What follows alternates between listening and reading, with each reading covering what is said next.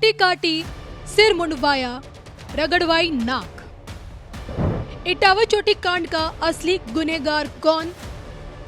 चोटी कांड से उपजा यादव ब्राह्मण सियासी विवाद। जाति में बटा हिंदुओं का सच। हिंदू शेरनी साध्वी सरस्वती जी का एक्सक्लूसिव इंटरव्यू। मैं हूं आपके साथ अभिषेक पुंडी। इन दिनों देश में जाति को लेकर बेहद ही संवेदनशीलता चल रही है। जाति के नाम पर लोगों को बांटा जा रहा है। पहले अंग्रेजों ने धर्म के नाम पर इस देश को बांटा, फिर उसके बाद ये बीड़ा उठाया कुछ कथित धर्मनिरपेक्ष लोगों ने। ब्राह्मणों ने ये किया, ब्राह्मणों ने ऐसा नहीं किया, वैसा नहीं किया। इटावा में पिछले दिनों आपने देखा किस तरीके से कथावाचक की चोटी काट दी गई, विवाद पनपा, ब्राह्मणों के नरसंहार की बात कही गई। उसी बीच नासा और इसरो के एक प्रोग्राम के तहत शुभांशु शुक्ला 40 साल बाद कोई भारतीय स्पेस में गया, अंतरिक्ष में गया, उसकी शुभकामनाएं जब वहां दी गई उनके द्वारा, तब भी मतलब ब्राह्मणों का विरोध किया गया। तो आज इसी विषय पर बात करेंगे। मेरे साथ मौजूद हैं साध्वी सरस्वती जी, बात करने के लिए कि मतलब ब्राह्मणों का इतना विरोध इस वक्त देश में चल क्यों रहा है। दीदी बहुत बहुत स्वागत आपका। राधे राधे। धन्यवाद। राधे राधे भैया। मतलब ये समस्या कितनी गंभीर है जिस तरीके से जाति के नाम पर अब देश को एक अलग तरीके से बांटने की ये साजिश कहें या फिर षड्यंत्र कहें? देखिए, समस्या इस बात की रही कि जिस भारतवर्ष में हम जी रहे थे वो भारतवर्ष तरकिशों ने, अंग्रेजों ने, मुगलों ने रहने नहीं दिया। उन्हें ये जड़ समझ में आ गई कि हिंदुओं की, सनातनियों की जो एकता है वो धर्म को लेकर के है, उनके जो उत्सव है उनको लेकर के है, उनके त्योहारों को लेकर के है, उनके देवी देवताओं को लेकर के है। तो उन्होंने बहुत सारी कोशिशें की लेकिन वो बांट नहीं पाए। लेकिन जब उन्होंने धर्म को बांटा, फिर जातियों में बांटा, फिर उसके बाद त्योहारों को बांट दिया, फिर उसके बाद तरह तरह की जब अनर्गल बातें करने लगे तो कहीं ना कहीं हिंदू अपने आप में बट गया। जबकि सनातन धर्म में जाति प्रथा जैसी बातें, क्योंकि हमारे यहाँ तो राम शबरी के जूठे बेर खाते हैं, हमारे यहाँ तो मेरे कृष्ण विदुर जी के घर में केले के छिलके खाते हैं, मैत्रेय ऋषि इतने बड़े ब्राह्मण हैं और विदुर जी जैसे दासी पुत्र को गले लगा करके प्रणाम करते हैं। तो कहने का तात्पर्य, अगर हमने अपने शास्त्रों को पढ़ा होता तो वहां पे तो जाति पाति और ये सब भावनाएं थी नहीं। हिंदुओं को कहीं ना कहीं बांटने के लिए, देश के टुकड़े करने के लिए इन लोगों ने ये सारे प्ररूप बनाए हैं और कहीं ना कहीं हिंदू उसमें फंसता चला जा रहा है। दीदी, ये देश जातियों में बटा हुआ था पहले से? बिल्कुल नहीं। मैं आपको एक छोटी सी बात बताती हूँ। मैं जितना जानती हूँ या समझती हूँ, मैंने अपने धर्म ग्रंथों को जब पढ़ा, समझा, जाना, तो मैंने राम राज्य की वो प्रकल्पना देखी है जहां राम राज्य में केवल 3 घाट होते थे। वहां पे साधारण से साधारण जनमानस जहां स्नान करता था वहीं राम जी स्नान करते थे, जहां साधारण से साधारण स्त्रियां स्नान करती थी वहीं मां सीता स्नान करती थी, और एक होता था पशु घाट जहां सामान्य पशु स्नान और जल पिया करते थे। तो कहने का तात्पर्य, हमारी संस्कृति में ये परंपराएं नहीं थी, लेकिन उसके आने के बाद हुआ क्या कि मुगलों ने क्या किया, एक कुएं में जूठा जल फेंक दिया पानी पी के, और ब्राह्मणों को कह दिया कि भाई ये मलेच्छों का जल है, अगर तुमने इसको पिया तो धर्म नष्ट हो जाएगा। इस प्रकार से करते करते करते करते धर्म को इन्होंने छुई मुई का पेड़ बना दिया। तो कहीं ना कहीं हिंदुओं को बांटने के लिए साजिश रची गई। हमारे सनातन धर्म में जाति प्रथा नहीं है, हमारे यहाँ वर्ण व्यवस्था है, वो भी कर्म के अनुसार वर्ण व्यवस्था है, जन्म के अनुसार कर्म व्यवस्था नहीं है हमारे यहाँ। मतलब जो भी ज्ञान की बातें करता है, ज्ञान बांट सकता है, ज्ञान दे सकता है, वो हर कोई ब्राह्मण है, भले वो किसी भी जाति से क्यों ना हो। मैं अपने ऊपर से एग्जांपल देती हूँ। आप लोग मुझे जानते हैं, मैं भागवत कथा करती हूँ और मेरा जो शरीर है वो ब्राह्मण कुल में जन्म लिया, लेकिन मुझे आप लोग एक नाम से और जानते हैं जो हिंदू शेरनी आप सभी कहते हैं, क्योंकि मैं धर्म, समाज, राष्ट्र के लिए बात करती हूँ। तो जब मैं भागवत कथा करती हूँ तो मैं ब्राह्मण बन जाती हूँ। जब मैं तलवार लेकर के देश को बचाने की बात करती हूँ तो मैं क्षत्रिय बन जाती हूँ। जब मैं देश, धर्म, समाज के लिए, गौ माता के लिए एम्बुलेंस चला रही हूँ या हमारे फाउंडेशन में जो भी क्रियाएं कर रही है उसके लिए अगर मैं धन अर्जित करती हूँ तो मैं वैश्य बन जाती हूँ। और जब मैं अपने घर की साफ सफाई, अपने क्षेत्र की साफ सफाई, अपनी नदियों की साफ सफाई करती हूँ तो मैं शूद्र बन जाती हूँ। ये सिर्फ स्वच्छता और भाव का विषय है। कोई भी व्यक्ति ब्राह्मण हो सकता है। वैसे भी हर ब्राह्मण जन्म से तो हर कोई शूद्र ही होता है। माँ के गर्भ से लिपटी हुई पोटली से जब हम निकल के आते हैं तो हमें गंदगी से लिप्त प्राणी होते हैं। फिर हम अपने कर्मों के अनुसार अपनी जाति या अपना वर्ण डिसाइड करते हैं। मतलब एक इंसान के भीतर अगर आपकी माने तो चारों जो वर्ण है वो मतलब समावेशी हैं पूरी तरीके से। 100%, बिल्कुल। ठीक है। अच्छा, ये आपने इटावा वाला विवाद तो आपने जरूर सुना होगा क्या बिल्कुल कथावाचक के बिल्कुल साथ क्या बहुत सारी मतलब कहानियां भी हैं कि महिलाओं के साथ बदतमीजी की गई, उसके बाद वो मारपीट हुई। उसके बाद अब एक बार फिर इटावा में ही एक ब्राह्मण कथावाचक को यादवों के द्वारा पीटा गया। बता पाएंगे आप उस पूरे विवाद की सच्चाई आप तक क्या पहुंची? मेरे तक जितना भी पहुंचा, क्योंकि मैं अभी दिल्ली में कथा में व्यस्त हूँ, तो जितना भी मेरे पास पहुंचा, मैं एक तो पहले इसका पहलू ये बताती हूँ कि कथा को आप किसी जाति से मत जोड़िए, है ना। हमारे यहाँ तो अगस्त ऋषि जैसे संत हुए जो घट से प्रकट हुए, हमारे यहाँ वाल्मीकि ऋषि प्रकट हुए, आप सभी जैसा जानते हैं ना। वाल्मीकि ऋषि की क्या जाति सब जानते हैं, व्याध थे, बहेलिया थे। लेकिन हमारे यहाँ एक कौवे को भी कथा करने का अधिकार है। जाति तो मनुष्य छोड़ दीजिए, हमारे यहाँ काग भुसुंडी जी ने कथा की है। तो जब ये विवाद उठता है कि कभी कि या तो इनको कथा नहीं करना चाहिए, या महिलाओं को कथा नहीं करना चाहिए, या ये नहीं करना चाहिए, तो उन सब विवादों में हमारा धर्म कहता है यहाँ तो कौवे को भी कथा करनी चाहिए। लेकिन ये जो इटावा वाला पूरा जो विषय है, इसको एक राजनीतिक षड्यंत्र के तहत बनाया गया है, क्योंकि उत्तर प्रदेश में होने वाले हैं चुनाव, और यादवों और ब्राह्मणों की राजनीति करके ये यादव जो भाव है। इससे पहले भी एक यादव ने, आपने वो बयान सुना होगा कि उसने कहा कि भाई गौशाला से दुर्गंध आती है। तो ऐसा कौन सा यादव है, आप मुझे बता दीजिए, जिसको गौशाला से दुर्गंध आती है।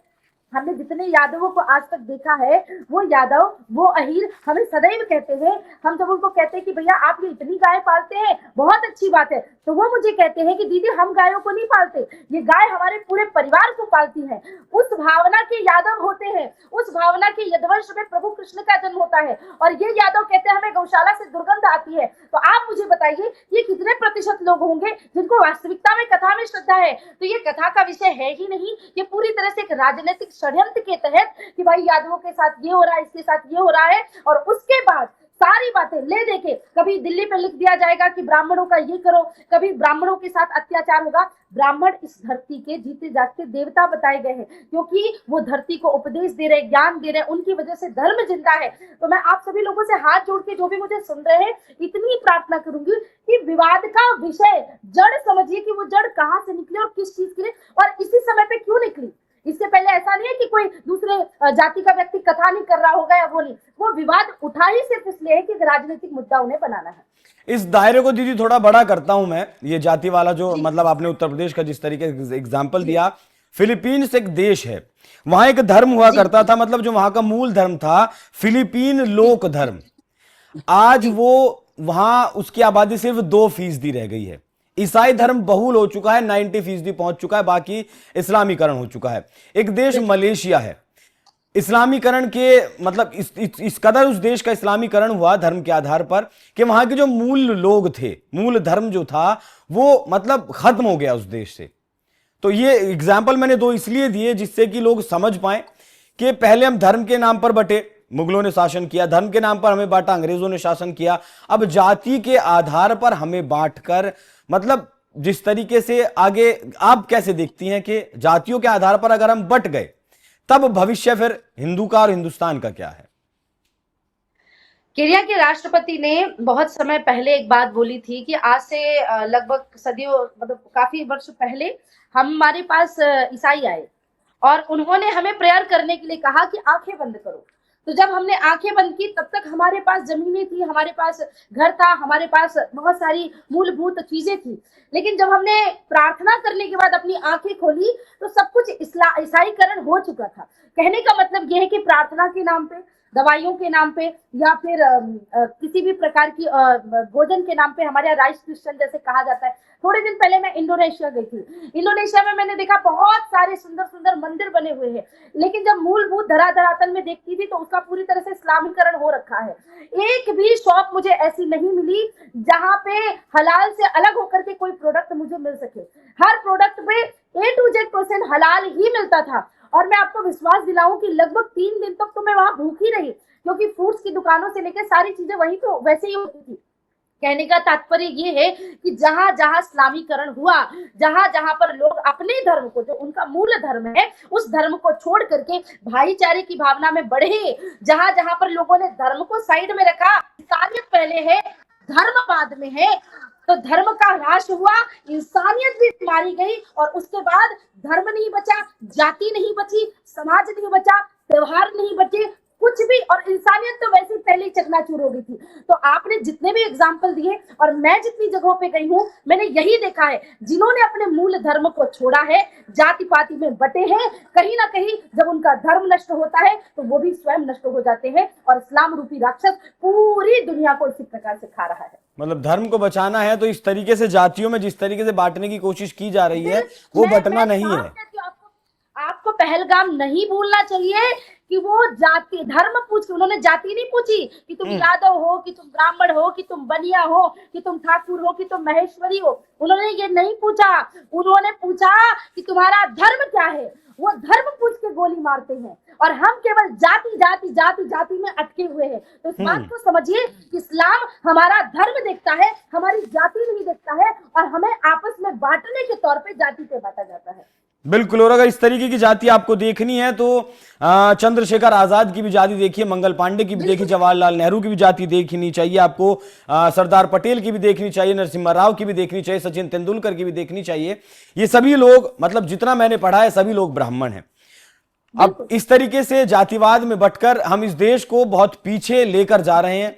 ये वर्ल्ड बैंक के आंकड़े मैं आपको बता रहा हूं, जिस तरीके से जातिवाद हमारे देश में चल रहा है उससे लगभग 2 से 3 बिलियन डॉलर का नुकसान हमें हर साल हो रहा है, और 2050 तक ये नुकसान 50 बिलियन डॉलर तक पहुंच सकता है, ऐसा अनुमान है वर्ल्ड बैंक का, अगर इसी तरीके से हम जाति में बटे। बाकी कई देशों के उदाहरण आपको दिए कि मूल धर्म वहां से खत्म हो गया जब भी हम बटे हैं, और हमारे देश से ज्यादा बेहतर उदाहरण किसका हो सकता है। पहले मुगल यहां रहे, अंग्रेज यहां रहे, मतलब सैकड़ों सालों तक हम गुलामी की जंजीरों में बंधे रहे। अब जब आजाद हुए हैं तो कहीं ना कहीं अपने धर्म को, अपनी जाति को, अपने आप को, अपने कल्चर को, संस्कृति को पहचानने की जरूरत है। जातियों में बांटने का जो षड्यंत्र है उसमें फंसना नहीं है। दीदी बहुत बहुत धन्यवाद आपका, बहुत शुक्रिया आपने। मैं एक बात और कहना चाहूंगी अभिषेक भैया, कि हम अपनी मूल विचारधारा से जुड़े एक कंक्लूजन लोगों को बता देती हूँ। कथा का कोई विषय ही नहीं है। ब्राह्मणों ने कभी भी ये नहीं कहा, या साधु संतों ने, या बड़े बड़े महर्षियों ने कभी ये नहीं कहा कि किसी कथा करने का अधिकार है, कौन करेगा। हाँ, उसके कुछ पैमाने ये हैं कि कोई भी आदमी 4 कहानी सीख करके व्यासपीठ पर आकर के बैठ गया तो वो मर्यादा के विरुद्ध होता है। एक वेद पाठी व्यक्ति, चाहे वो किसी भी जाति धर्म का हो, वो कथा सुना सकता है। एक धर्म शास्त्र को जानने वाला व्यक्ति कथा सुना सकता है। आप धर्म को कम से कम जानिए। मैंने बहुत सारे लोगों को देखा है, ये अगर इस मंच से नहीं बोलूंगी तो बात गलत चली जाएगी। आपने बहुत सारे लोगों को देखा है कि मंचों पे तरह तरह के हुड़दंगबाजी वाले गाने, तरह तरह के अश्लील फिल्मी गाने, और फिर मंचों पे खड़े होकर के जिस प्रकार से गंदे डांस किए जाते व्यासपीठ द्वारा। बाहर पब्लिक जो नाचती वो तो ठीक है, भाव भक्ति में नाचती, लेकिन व्यासपीठ पे खड़े होकर के नाचना वो भी एक भाव बहुत गलत जाता है। तो ये चीजें बरतनी चाहिए, कोताही बरतनी चाहिए उस चीज से। बाकी धर्म का, कथा का किसी जाति से कोई लेना देने नहीं है, और समस्त हिंदू समाज के लिए एक ही संदेश है। राष्ट्रीय स्वयंसेवक संघ के द्वितीय सरसंघचालक ने कहा है, हिंदवः सहोदरा सर्वे न हिंदू उपतितो भवेत्, मम दीक्षा हिंदू रक्षा मम मंत्र समानता। हम सबकी एक ही जाति है, हम सब हिंदू हैं, हम सब सनातनी हैं। जातियों से परे होकर के देश धर्म समाज के लिए काम करें, तभी भारत विश्व गुरु के पद पर प्रतिष्ठित होगा। बिल्कुल। हमारी जो वर्ण व्यवस्था है उस वर्ण व्यवस्था को हमें ध्यान रखना होगा, जातियों में नहीं बंटना है। बहुत बहुत धन्यवाद दीदी आपका, आपने इतने बिजी शेड्यूल में हमें वक्त दिया, इस मुद्दे पर बात की। बाकी दर्शकों, आप इस विषय पर क्या राय रखते हैं, अपनी राय कमेंट कर जरूर बताइएगा। नमस्कार।